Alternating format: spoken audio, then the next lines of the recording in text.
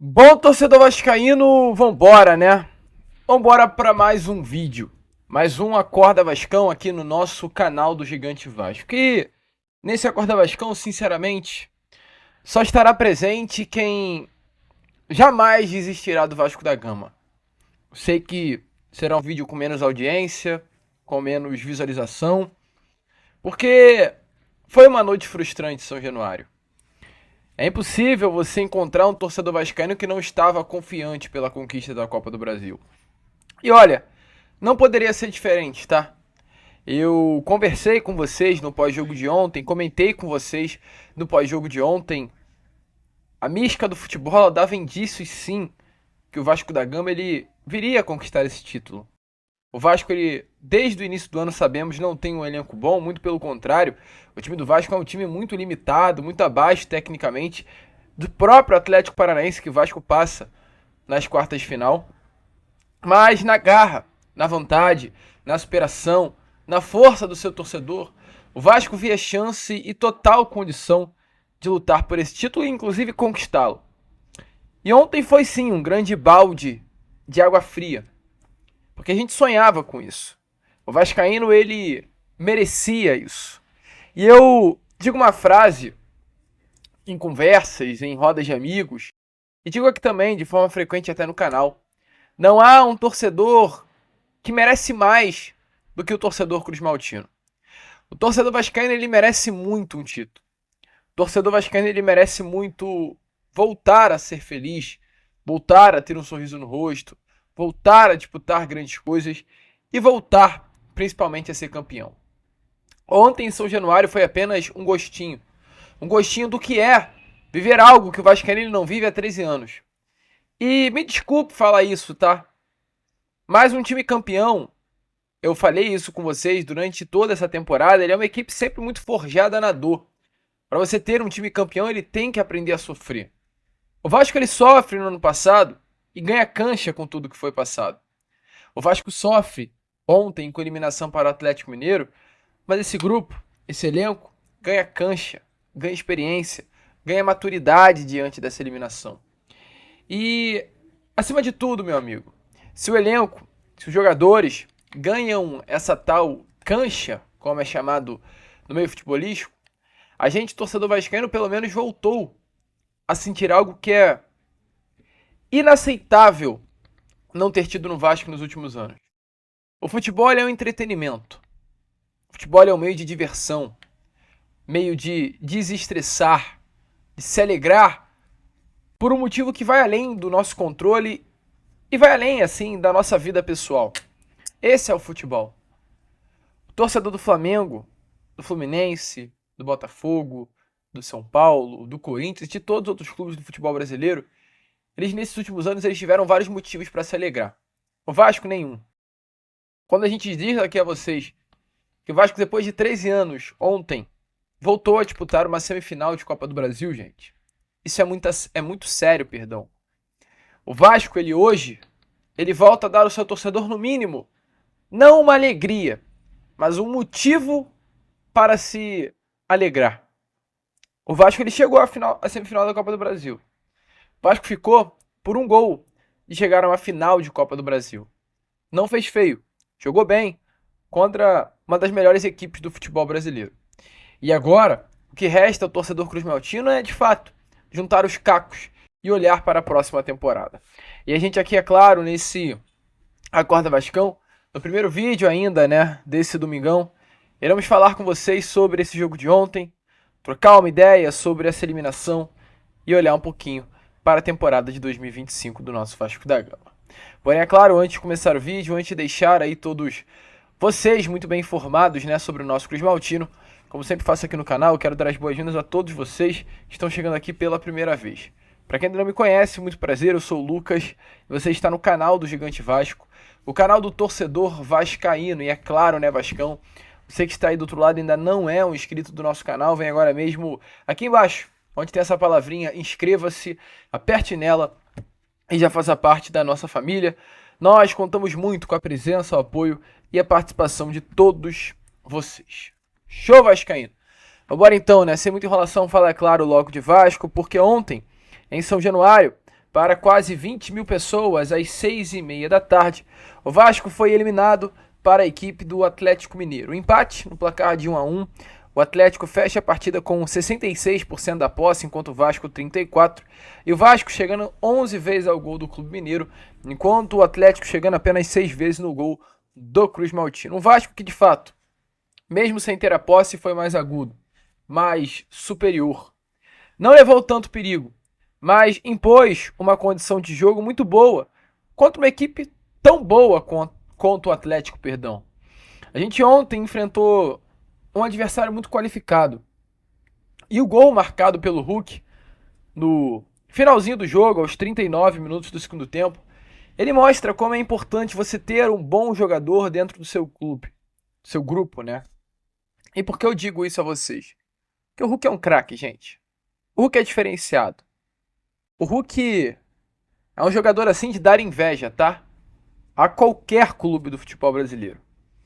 Porque é um jogador que, se você der espaço, meu amigo, já era. E ontem eu falo aqui, o Léo ele anula o Hulk durante quase todos os 90 minutos. A partida do Léo, que é tão criticado, tão escorraçado por todo torcedor vascaíno, foi nota 8. Não foi nota 10 por conta do gol que foi feito. Porque o Léo ele sai, né, da zaga em diversos momentos para ir até o meio-campo, marcar o Hulk, e tem que ser assim. É um centroavante muito móvel, é um centroavante camisa 9 que não fica parado dentro da área, mas vai criar lá no meio-campo. Utiliza sua força física, sua imposição, o fato de ele ser um jogador agudo que quebra linhas e destrói o sistema defensivo sempre do adversário. E a estratégia do Vasco foi muito boa.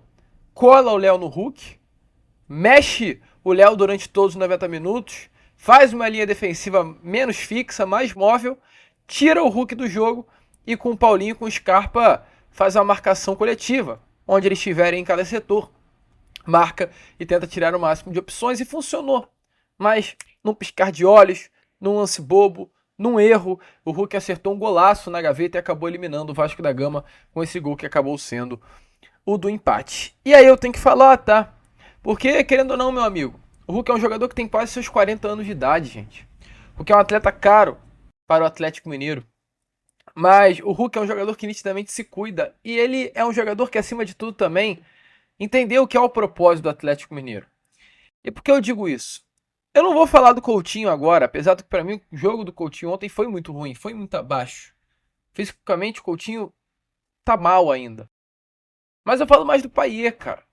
O francês Dimitri Payet, gente, ontem ele é o Vasco que está precisando substituir.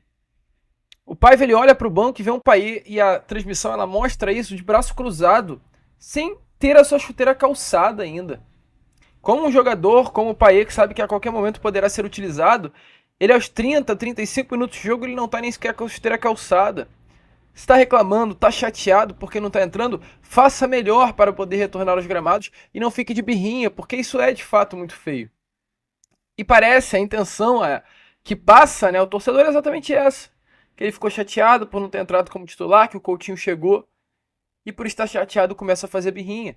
Não calça a chuteira, ou reclama, taca colete no chão, como foi na última quarta contra o São Paulo. E é frustrante.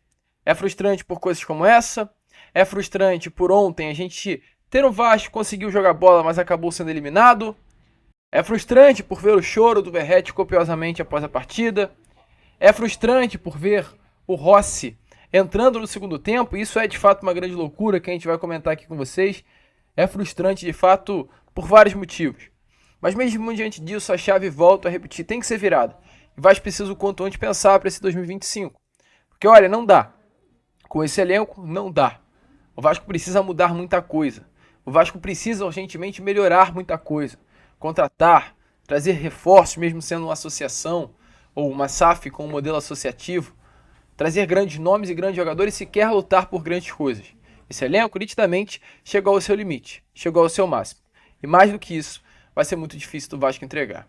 E a gente, é claro, traz aqui agora as palavras do próprio Paiva, a você aí, torcedor vascaíno, sobre o que ele achou do desempenho do Vasco ontem contra o Atlético Mineiro no Caldeirão. Noite. O sentimento é de muita tristeza, né? Porque acho que a gente fez um grande jogo hoje, né? A gente conseguiu fazer o que a gente planejou, a gente lutou muito, a gente buscou o gol o tempo todo. Acho que a gente criou muitas situações de gol. A gente conseguiu neutralizar o Atlético, que é muito difícil. A gente conseguiu ter um volume de finalizações no nosso gol muito baixo até o lance do gol. E a gente fica muito frustrado porque realmente hoje foi um jogo que a gente conseguiu colocar em prática tudo que a gente acredita, o espírito que a gente acredita que tem que colocar no jogo, as oportunidades de gol que a gente criou e a bola não entrou. Então a gente sai com um sentimento de frustração, porque no mínimo pênalti eu acho que a gente merecia, né? E tomar um gol no final do jogo é muito frustrante. Mas o sentimento de orgulho da equipe, do que eles produziram hoje, do que a gente tentou fazer, do quanto a gente jogou, né? Então, orgulho pela equipe, pelo grupo que a gente tem, o quanto a gente honrou a camisa do Vasco nesse jogo. Então, né, meu amigo? Então, como vocês viram aí, cara, realmente esse é o sentimento, um sentimento de muita frustração. E a gente também passa nas imagens a vocês o choro, perdão, de Paulo Verratti. É um choro copioso. Verratti é alguém que viveu o Vasco intensamente nesse período recente. Viveu, no ano passado, a permanência na Série A do Campeonato Brasileiro. Vive nesse ano de uma forma muito intensa o que é ser Vasco em si. E o Rafael Paiva falou um pouquinho exatamente sobre o atacante argentino no jogo de ontem. E sobre o fato dele ter chorado após os 90 minutos. O Verratti é um jogador que sente demais, né, esse tipo de jogo. Ele tava muito esperançoso de chegar na final. É um jogador que quer deixar um grande título para o Vasco, né? Ele é um jogador que realmente coloca a camisa do Vasco em tudo que ele faz. E para ele eu tenho certeza que a dor também muito grande, porque ele queria chegar mais longe, assim como todos nós. E é um cara que sente demais e triste como todos os jogadores, né? E ele demonstrou com o choro lá dentro de campo. Meu amigo, muito tenso, muito complicado. E para fechar aqui esse Acorda Vascão, quero trazer as últimas palavras de Paiva com relação ao jogo de ontem, tá? Porque como a gente trouxe a vocês, quando a gente olha Rossi aquecendo no gramado, chega a dar um arrepio na coluna de todo torcedor. E realmente, é muito difícil, é muito complicado, é muito doido olhar para um jogador que não atua há meses e ser uma opção ontem. É a tal da incoerência que infelizmente Rafael Paiva vem tendo nessas últimas partidas. E a gente traz as palavras aí a vocês, da justificativa de Rafael Paiva quanto à entrada do Rossi ontem nesse clássico contra o Atlético Mineiro pela Copa do Brasil. O Atlético começou a ganhar muito campo, né? Começou a ter um volume no nosso campo e a gente sabia que a gente não ia sustentar a intensidade que a gente colocou no primeiro tempo, né? A gente se desgastou demais no primeiro tempo, com muitos encaixes individuais para a gente conseguir neutralizar o time do Atlético, que é a equipe com a melhor posse de bola do Campeonato Brasileiro. Então a gente tem que correr muito para tentar tirar a bola deles, para tentar fazer um jogo mais vertical. E a gente tinha certeza que a gente não ia sustentar todos os jogadores, né? A gente perdeu o Emerson ali um pouco antes do que a gente gostaria. E daí a gente teve que começar as trocas, né? E o Hugo e o Matheus Cocão, a gente sabia que eles não iam sustentar até o final, né? Então a gente ia colocar um pouco mais de energia para a gente tentar colocar o Atlético para trás de novo, né? Para a gente tentar saltar mais pressão, para a gente continuar marcando individual, né? Alguns jogadores, o Paulinho, né? O Hugo cuidou do Paulinho o tempo todo, então é muito desgastante. O Paulinho anda muito no campo. E a ideia era tentar manter a energia ali, tentar manter o pé na bola. E o gol foi do Hulk, né? Eu acho que nem o Paulinho nem participou do lance ali, mas são escolhas que a gente tem que ter. O que a gente tinha clareza é que a gente não ia sustentar a mesma equipe até o final do jogo. Então a gente tinha que oxigenar a equipe e essa foi a ideia. Eu acho que o parâmetro que a gente tem que cobrar agora de todos nós aqui, né? Nós internamente e vocês para nós, é o que a gente mostrou no jogo de hoje. Acho que agora todos os jogos do Brasileiro são finais para a gente, porque a gente perdeu pontos que a gente não gostaria de perder e algumas equipes que estavam abaixo da gente ganharam alguns jogos e estreitou esses pontos agora. Então a gente precisa tratar todo o jogo como a gente tratou o jogo do Atlético aqui, como uma final, transpirar muito, correr muito, lutar muito, buscar o gol o tempo todo. Então esse jogo é uma referência do que a gente tem que fazer nos próximos jogos do campeonato. Todo jogo como se fosse o último jogo, né? A respeito das trocas, O Ryan é um jogador que a gente queria, porque o Ryan pode jogar tanto dos dois lados quanto o jogador por dentro, né? A gente sabia que em algum momento a gente ia ter que fazer mais trocas, e daí ter um jogador que tem essa possibilidade ajuda demais, né? E é um jogador potente, a gente sabia que o Atlético ia vir, a gente ia ter transição, então a gente precisava pensar num jogador de transição, um jogador mais alto para a bola parada, né? Então o Ryan nos dá isso, e o Rossi é o jogador que de lado de campo que melhor cruza, né? A gente sabia que agora a gente precisava colocar a bola para dentro da área, né? O Rossi era um jogador que estava mais fresco no sentido de estar mais tempo sem jogar, então a intensidade a gente sabia que ia ser absurdamente alta, e colocando Max ou Menezes eram jogadores mais de centro, jogador mais de posse, mas a gente já estava com o Coutinho e com o Payet, então a gente precisava de jogadores que chegassem pelo lado e com a perna boa cruzassem. Então a gente tinha Rossi, a gente tinha Ryan, tinha Leandrinho, continuamos com o Puma, então a ideia foi essa, né? Ter o meio com o Coutinho e com o Payet, e a gente conseguir chegar para o lado e terminar jogadas na área, porque a gente sabia que o Atlético ia baixar o bloco, ia ter muito jogador pelo centro, a gente ia ter que chegar mais pelo lado. Então foi em cima disso as escolhas. E aí, torcedor vascaíno, eu deixo essa pergunta aí a vocês. Olhando para a próxima temporada, Rafael Paiva permanece ou não permanece no Vasco? Deixa aí nos comentários. A gente vai ficando por aqui. Esse foi o nosso Acorda Vascão. Já já estaremos aí de volta com Fala Gigante. Teremos ainda também o Boa Noite Gigante aqui no nosso canal. E contarei, claro, sempre com a ajuda e o apoio de todos vocês. Que vamos, se inscrevam, compartilhem. E como sempre falamos aqui, saudações vascaínas.